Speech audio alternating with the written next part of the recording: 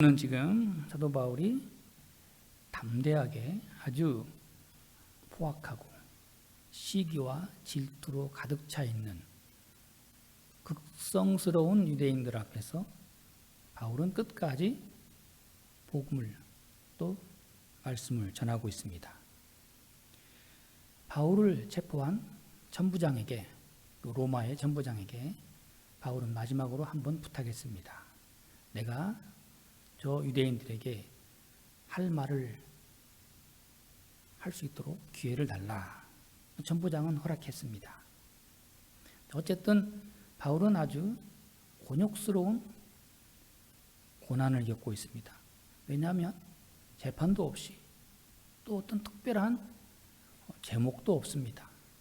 단지 그냥 막무가내식으로 이 열심인 유대인들이 사도 바울을 당장에 잡아서 어떻게 하든지 지금 당장 죽이겠다고 이렇게 혈안이 되어 있는 성난 군중 앞에서 사도 바울은 담대하게 하나님의 말씀을 전하고 있습니다.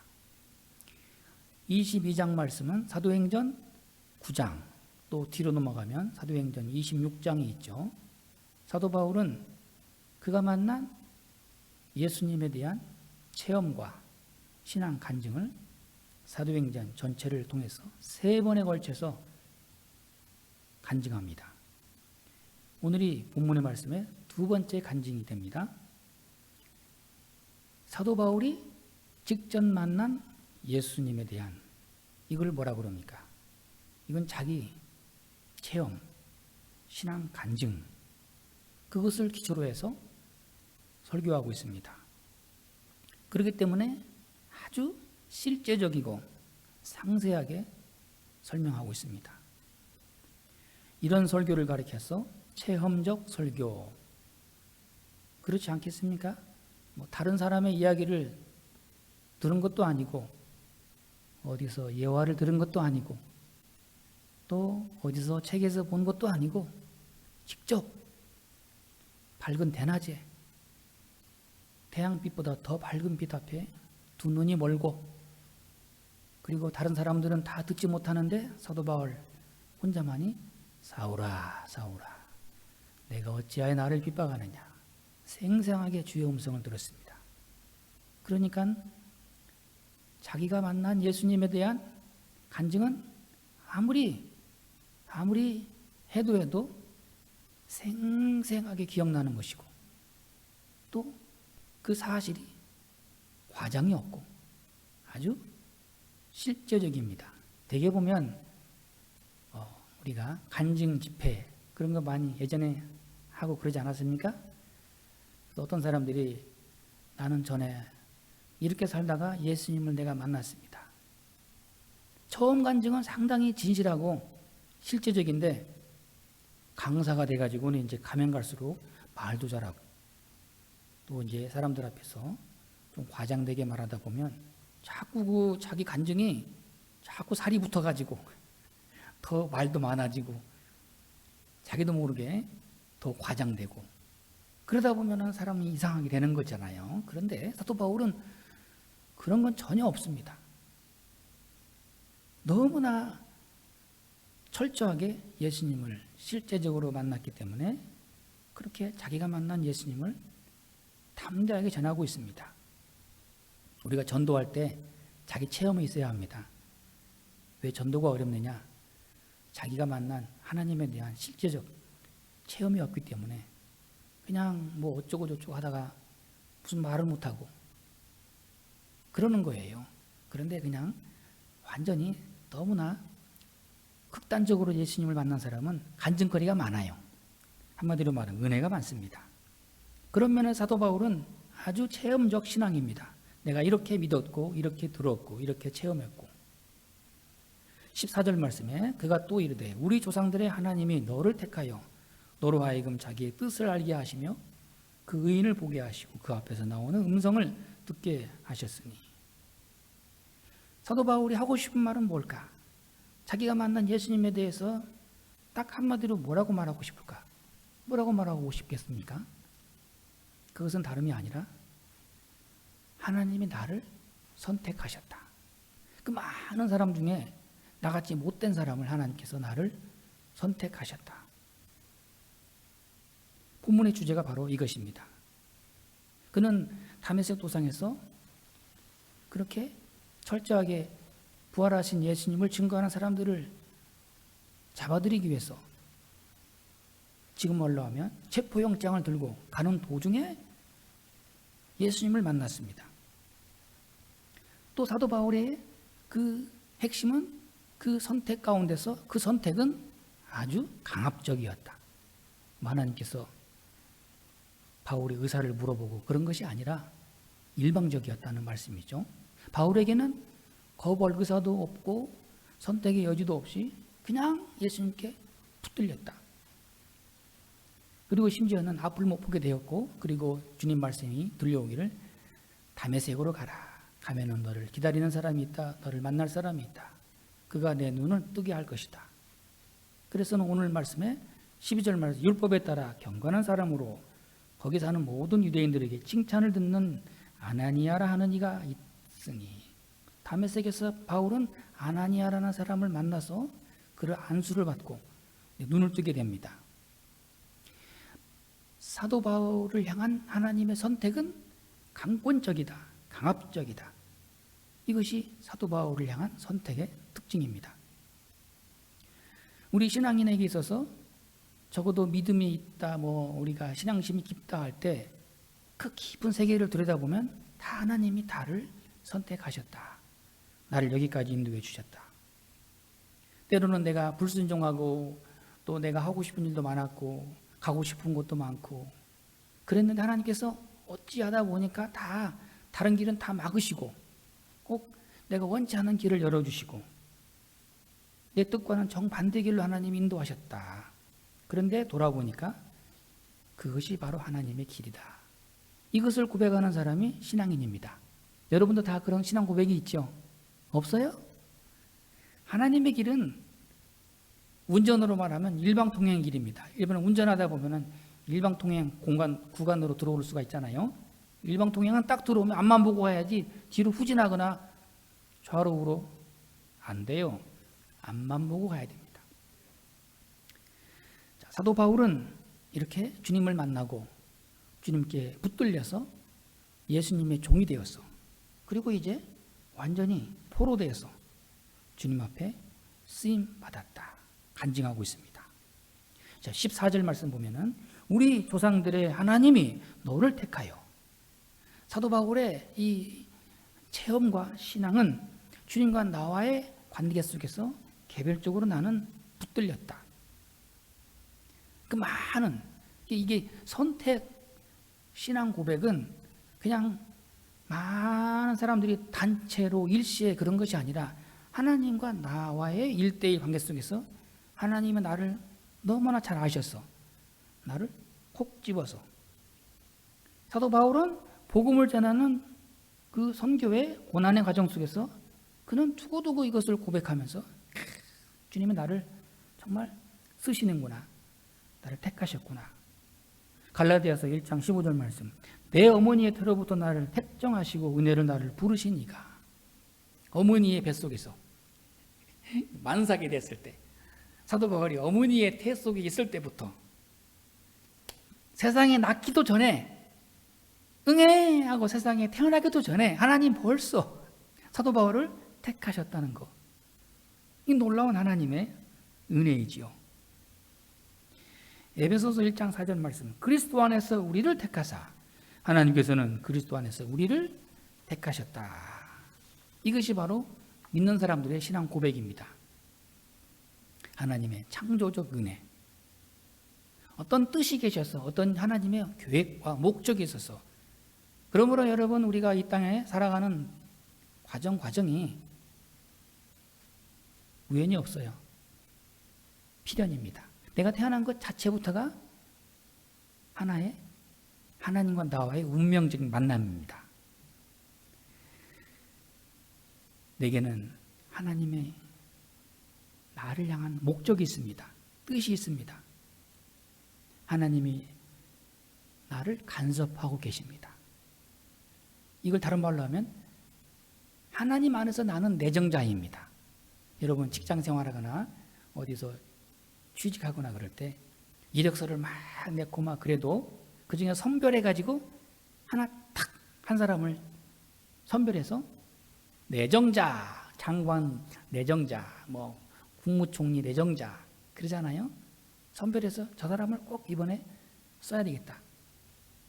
하나님의 은혜 가운데 우리가 하나님 앞에 택함받은 내정자입니다. 그 뜻에 우리가 살고 있다. 이렇게 우리가 믿고 감사하고 살아가야 합니다.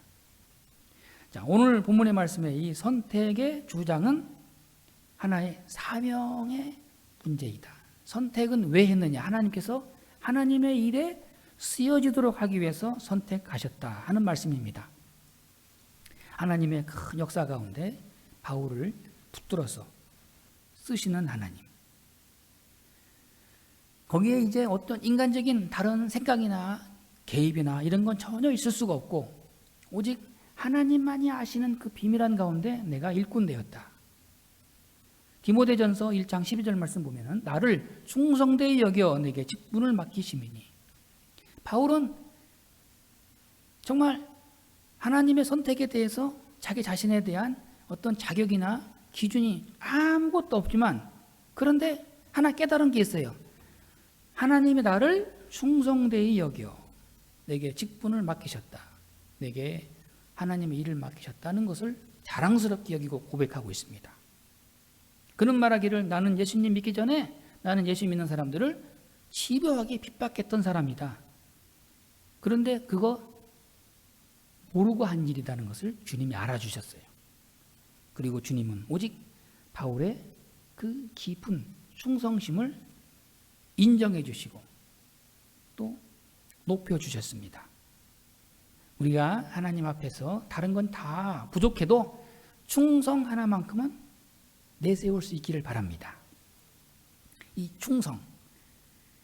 사도 바울, 전에는 율법에 충실한 사람, 아주 극단적으로 오로지 유대인들의 그 모세의 율법에 의해서 하나님을 충실하게 믿던 그 충성심 하나는 분명했던 사람이고 그것을 예수님께서는 인정해 주시고 그로 하여금 방향을 싹 돌려놔서 이제는 예수 그리스도를 위해서 충성할 수 있도록 새롭게 하나님의 역사 가운데 그런 체험이 있다 하는 것을 오늘 본문에서 말씀해 주고 있습니다.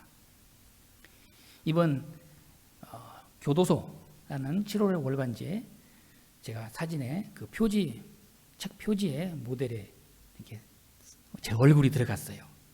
그랬더니 어떤 사람이 이 책 표지를 보더니 꼭 교도소에서 나온 그 출소한 사람 같다고 사진도 좀 표정이 좀 이상하고 그러는데 아이 그 책이 이게 얇은 월간지이지만은 거기에 목사님들의 설교도 있고 그런데 거기에 중요한 것은 현재 교도소에서 수감 중인 재소자들이 예수님 만나고 또 거기다가 간증 수기문이 거기에 많이 들어가 있잖아요. 그런 걸 읽어보면은 얼마나 은혜가 많습니까? 그 사람들의 특징이 하나가 뭐냐면 세상에서는 나름대로 세상 일에는 충성이 있었던 사람들이에요. 오로지 물불을 안 가리고 여러분 그걸 아시죠? 조폭들도 나름 의리가 있잖아요. 그 조직의 세계 속에서 배신하는 자는 그냥 한 방에 끝나잖아요. 그러면 어쨌든 간에 이 인간관계에서는 아주 철저하게 의리와 충성으로 똘똘 뭉치던 사람들, 물질을 위해서는 죽도록 충성하던 사람들, 그러다가 그만 법에 딱 걸려서 이제는 그 형벌을 받고 교도소에 딱 들어와서 오도 가도 못하고 구형의 생활을 보내는 중에 그 교도소라는 월간지에 실린 설교문을 보고 그렇게 복음을 듣다가 하나님이 나를 택하셨구나. 다시 거듭났어. 그리고 나서는 사람이 싹 달라지는 거예요. 그리고는 이 세상을 향한 충성이 예수 그리스도를 향한 충성으로 변화되어서 이제는 새로운 사람으로 하나님 앞에 쓰임받는 것을 간증하고 있습니다. 사도 바울, 그는 전에는 예수님을 믿지 않았지만 율법에 충실한 자였지만 원칙주의자였지만 주님께서는 나의 충성을 인정하시고 나로 하여금 사도가 되게 하셨다 하는 말씀입니다. 그 다음에 하나님께서는 이제 사도 바울을 쓰실 때 하나님께서는 그를 통하여서 하나님의 일을 하시는데 다 그 과정을 보게 되면 하나님께서는 다 미리 아시고 준비하시고 단련하시고 또한 하나님께서 한 사람을 통해서 구원의 역사를 일으키시는 놀라운 일들을 행하셨다 하는 것입니다. 사도 바울 뿐만 아니라 우리가 잘 아는 모세는 그 애굽의 왕궁에서 40년 동안 무술을 배우고 학문을 3개를 다 공부하고 어쩌면 모세의 마음속에 그런 꿈이 있었겠죠. 내가 원래 히브리 사람이니까 내가 이제 때가 되면 내가 이 애굽의 내 동족 이스라엘들을 구원하리라. 그래서 이 나이 40이 되었을 때 그만 혈기가 아주 왕성했을 때 그 애굽의 병사 한 사람을 맨손으로 때려잡잖아요. 그것이 발각이 돼서 모세가 광야로 쫓겨납니다. 그리고는 그 쫓겨난 광야에서 40년 동안 미디안의 광야에서 장인 이드로의 양을 치는 양치기 40년을 생활을 보내게 됩니다. 그런 가운데 모세의 나이 80이 되었을 때 하나님께서는 모세야 너는 가서 이스라엘 백성을 구원하라. 하나님께서는 이스라엘 백성들을 구원하시기 위해서 모세 한 사람을 40년을 애굽에서 훈련하시고 또 광야 40년을 또다시 연단하시고 하나님이 쓰셨다. 구약에 보면은 요셉이라는 사람 13년 동안 그 노예로 끌려가서 보디발의 집에서 무진 고생을 하고 옥살이를 하고 그런 가운데서 하나님의 또한 택함을 받아서 애굽의 총리가 되는 이 놀라운 영광을 체험하게 됩니다. 이게 바로 하나님의 선택의 역사입니다. 하나님은 선택하는 사람들의 과거를 묻지 않으시고 자격을 묻지 않으시고 또 그리고 나서 하나님께서는 단련하시고 훈련하셔서 어느 수준에 도달하도록 하나님께서 그를 들어 쓰십니다. 21절 말씀에 떠나가라 내가 너를 멀리 이방인에게로 보내리라. 구체적으로 너는 이방인에게 복음을 전파하라. 너는 세계 각 나라를 향해서 복음을 전파하라. 이방인을 위해서 사도 바울은 하나님 앞에 내 사명을 발견했습니다. 나는 이방인의 사도가 되었도다. 그도 그럴 것이 사도 바울은 날 때부터 이방인의 땅 길리기아 다소라는 그런 로마의 그 땅에서 태어난 사도 바울입니다. 그리고 그는 날 때부터 로마 시민권을 가지고 태어난 사람입니다. 당시에 세계 공통어인 헬라말을 능통하게 해서 그리고 만나는 족족 많은 사람들에게 복음을 전하는데 언어의 장벽이 없어요. 이 말을 할 수 있다는 것. 요즘에는 이 언어를 가장 잘해야 되는 언어가 영어잖아요. 영어. 영어를 잘해야. 그렇죠. 영어를 기피하고 영어하고 담싼 사람들은 이제 완전히 한국에서만 살아야 돼요. 근데 이 영어를 잘하고 또 잘 듣고 해석하고 대화할 수 있으면 세계 어느 나라 가더라도 사람들하고 소통하는 데는 아무 문제가 없어요. 하나님께서 영어를 잘하게 하는 그런 은사를 주셨다. 그러면 나를 세계로 하나님께서 쓰시려나 보다. 그렇게 또 믿어져야 됩니다.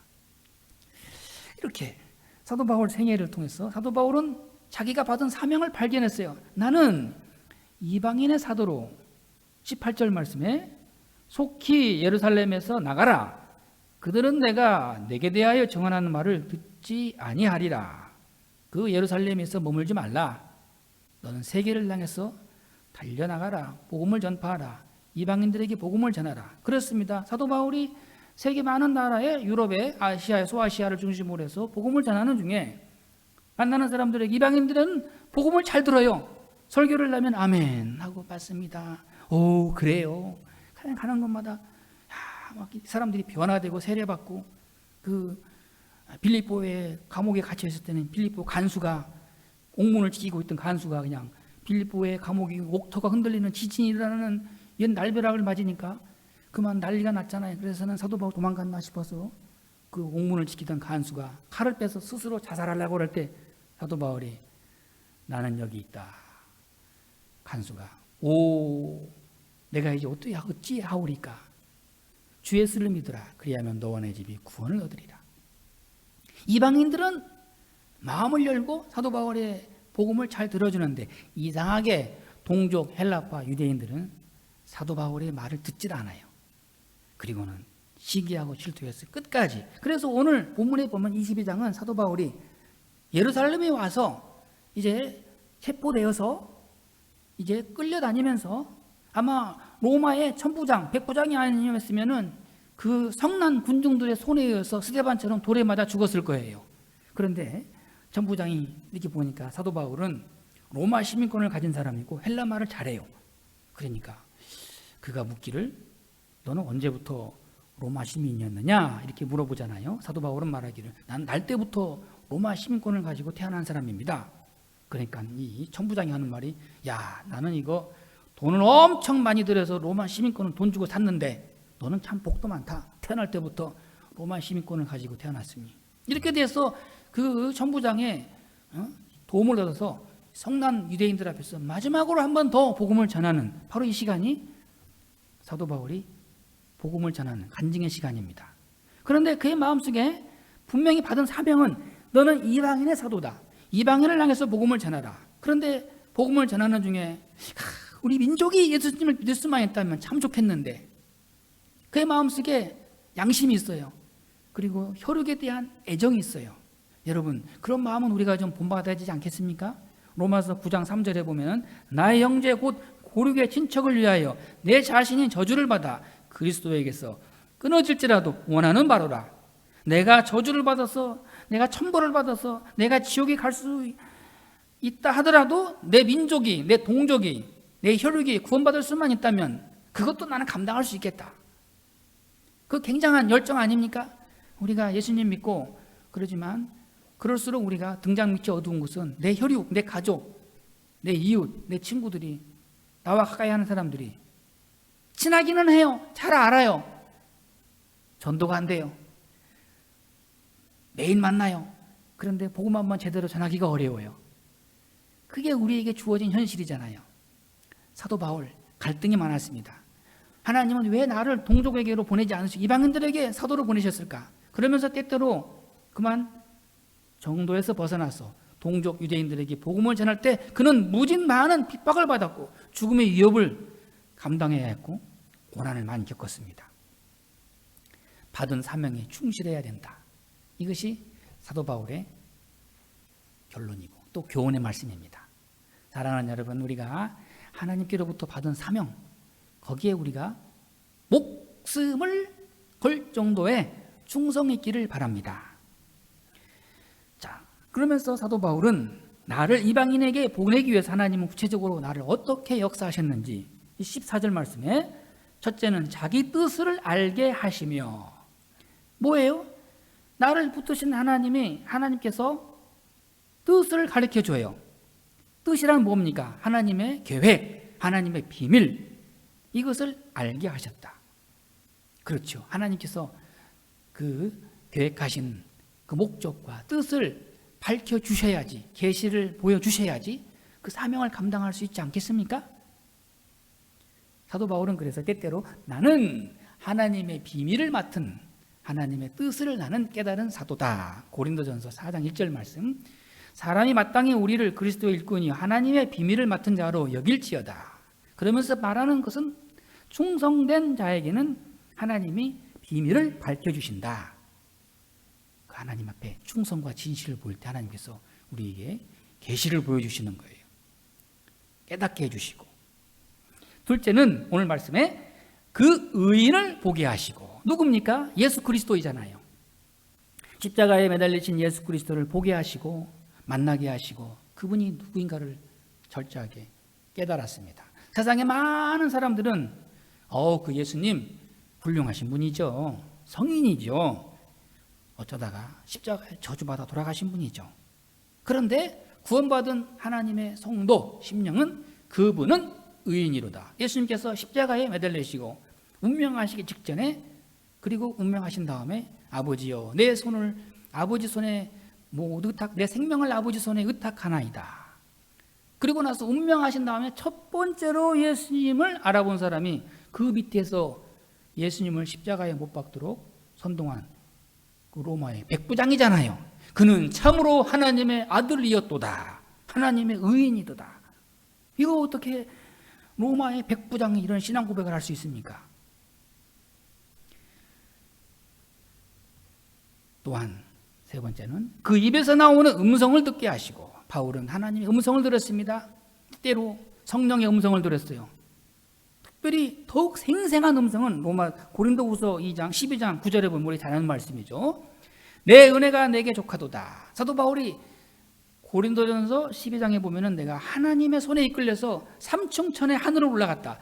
아마 지금으로 말하면 그냥 천국 같다는 얘기인데, 그 당시 옛날에는 2000년 전에는 하늘이 1층이 있고 2층이 있고 3층이 있고, 그래서는 3층에는 천국일 것이다. 하나님의 세계일 것이다.